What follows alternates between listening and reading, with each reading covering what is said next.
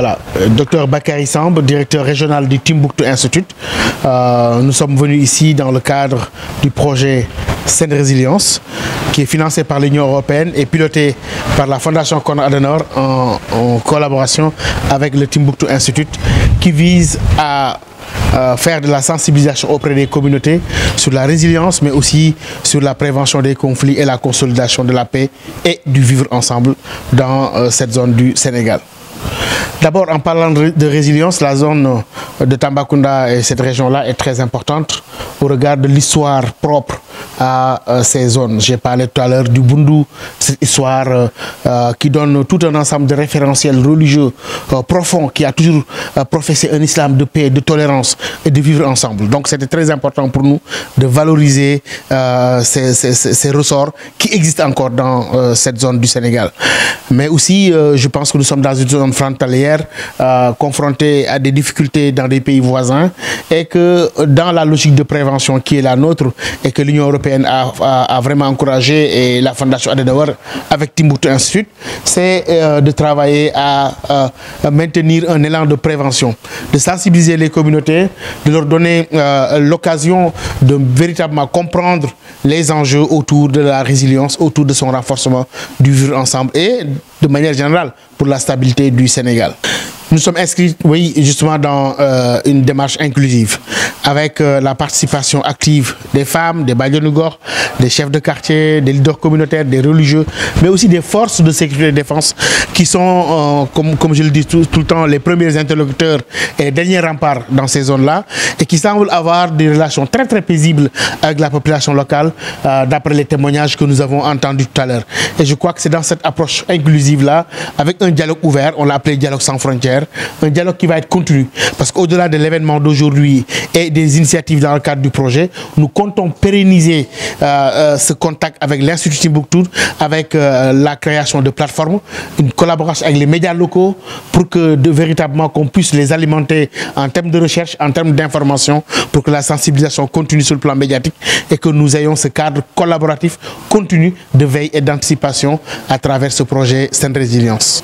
Oui, plusieurs préoccupations ont été soulevées. D'abord, il y a la question du délitement des valeurs, le cercle familial dû à la mondialisation qu'on connaît aujourd'hui, mais aussi des problèmes qui se posent, hein, la question des éleveurs, des agriculteurs, la question de conflits qui peuvent quelquefois entacher le vivre ensemble. Mais ce qu'on a constaté, c'est que les populations développent leur stratégie endogène, développent des stratégies locales de médiation des conflits avec les Badianougor, les leaders religieux, de sorte que les conflits ne prennent pas une certaine ampleur, même s'il faut collaborer avec les forces de sécurité et de défense. Là, ces forces de sécurité et de défense, comme nous l'avons entendu, prennent aussi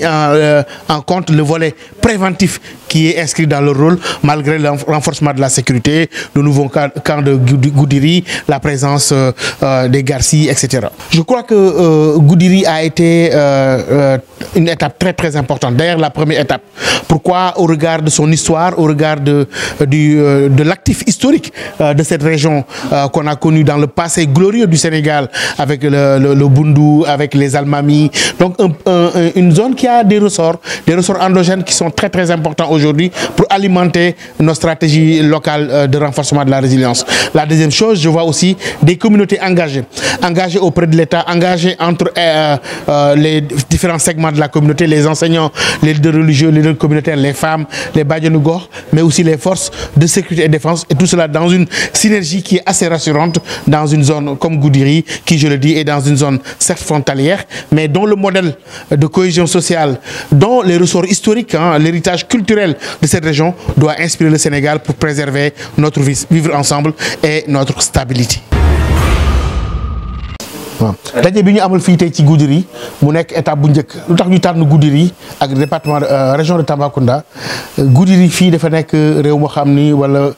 gox boo xam ni dafa am cëslaay ci taarixu Sénégal, am lu mu ci joué lu rëy rëy ci Bundu ak almaami yi fi nekkoon ak li nga xam ne moom la indi ci wàllu yar ci diine ak ay valeurs yoo xam ni xëy na suñ ci sukkandikoo mën na jariñ sax non seulement la région de Tambacounda pour yàlla mën ñu aar ci li nga xam moo xew ci réew yi ñu dendal waaye itam waa Sénégal jàng ci région bi nga xam mooy région Tambacounda ak le Bundu lan moo fi nekkoon seen histoire seen patrimoine culturel boo xam ne jot na tey ñu daal di koy dundalaat pour mu jariñ ñu face à tout ce qu'on voit comme défis et conflits aujourd'hui dans le monde. beneen bi mooy ñu am fi waxtaan bu am solo boo xam ni dafa nekk démarche inclusive maanaam ñi ko seq ñëpp ñu ngi ci mooy kilifa diine yi kilifa aada yi chef de quartier yi bàjjenu gox yi jàngalekat yi waa association yi jigéen ñi ak ñi nga xam ne ñooy waay takk der yi loolu nag mu nekk loo xam lu dal xel la ndax waxtaan wi ñuy gis fi tey fii ci Goudiri dafay wane ni ku nekk yaa ngi jéem a jouer ce rôle ci pàcc bi nga xam ni yaakaar nga ni mën nga ci def dara benn mooy bi ñu gisee ñu toog population bi waxtaan ak force sécurité leen tàccu loolu dafa dal xel ndax réew yu bëri ñi nga xam ne ñooy takk der yi nga xam ne ñoom laa tuddee les premiers interlocuteurs et derniers remparts dafay am yenn saa yi tension am ak ñoom ak population bi waaye fii ci Goudiri li ñu nemmeeku mooy am na ànd boo xam ni am na te conflit yi ci am néew buñ koy lijjanti dañ koy lijjanti de manière amiable ak médiation loolu tamit dafay wane lu am solo mooy ñi nga xam ne ñoo dëkkee gox bi xam nañ bu baax li ñu wër lan la xam nañ bu baax li nga xam ne moo nekk ci réew yi ñu dendal lan la ba ñu ngi jël seen matukaay ak bépp mesure boo xam ni na mën a may Sénégal mu fagaru ci am garder stabilité am benn violence bañ fi dugg comme ni mu duggee ci yeneen réew yi non seulement mu jariñ li nga xam ne mooy gox bi di région de Tambacounda mais aussi Sénégal mën a inspiré wu tey ci lan mooy patrimoine historique et culturel du Bundu xale yi nekk Guédiawaye ñu nekk Pikine wala Mbour xamuñu histoire boobu te wane na ni fii dañu yàgg am seen taarixu bopp am seen dignité am des almamiya depuis 1660 avant même la révolution française nga xam loolu taarix bu xóot la boo xam tey suñ ko gëstoo li ci nekk ci wàllu élément culturel ndaw ñi gën koo xam ñu gën koo xamal waa Sénégal ne mën a nekk loo xam ne base la socle la de résilience idéologique par rapport à tous ces menaces qui nous guettent. li nga xam ni mooy Union européenne ànd bi mu ànd ak fondation Konrad Adenauer ak Timbuktu Institute nga xam ni bi ma jiitee mooy ñu fexe ba daje yu mel ni ba ñu nekk daje boo xam dañuy daje rek bu ñu taxali ko mu jeex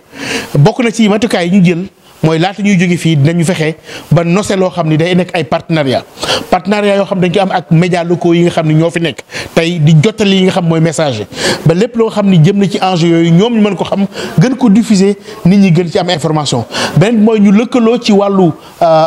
ndaw ñi nekk fii ak l'Institut Timbuktu nga xam ni bis bu lépp lu ñuy def dina fexe ba impliquer leen muy collecte d'information muy aussi sensibilisation ñu àndandoo ko fexe ba liggéey bi bañ a nekk tey rek mu yem tey mais loo xam day continuer sukkandiku nag ci li ma ko waxee cëslaay bi nga xam ne am na fii ci wàllu diine ci wàllu caada ci wàllu cohésion sociale pour mën a law ci région bi yëpp mais aussi mën a law ci Sénégal.